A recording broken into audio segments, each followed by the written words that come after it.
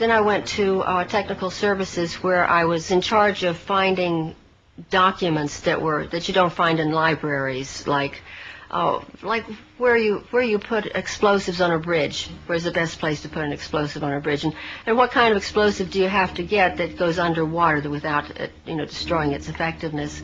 Also, I had to find, one time they wanted me to find out if there was such a thing as a poison that was undetectable, especially one that seemed to mimic a heart attack, that would kill someone, but it would appear that they had a heart attack. I did find such a thing.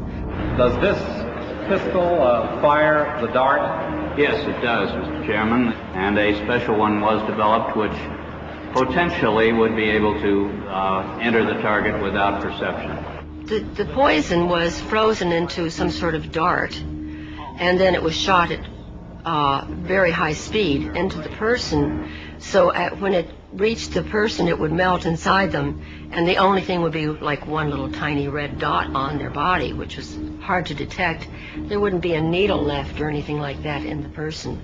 But also the toxin itself would not appear in the autopsy? Yes, so that there was no way of perceiving that the target was him. I think the first time that I seriously questioned anything that was more than I just couldn't take it anymore was when I came across this document. It was eyes only, and it was to my boss, but he only had one hand and a hook in the other hand, so I always opened all of his mail and his packages and so forth. And this one, he wasn't in the office. I opened it and I read it. It said eyes only. I wanted to read it because I wasn't supposed to, probably. And it was a report about a mission where they had blown up a bridge in Asia somewhere, and they had killed a number of women and children who were on their way to market that morning. It was reported as though they were really proud, mission accomplished.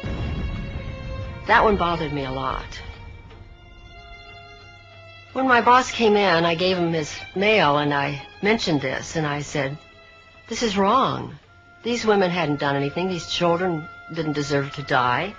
Why did we do that?" And he said, that's the fortunes of war. And I said, "But we're not at war. We're certainly not at war in that country. Why did we do that? I don't understand it."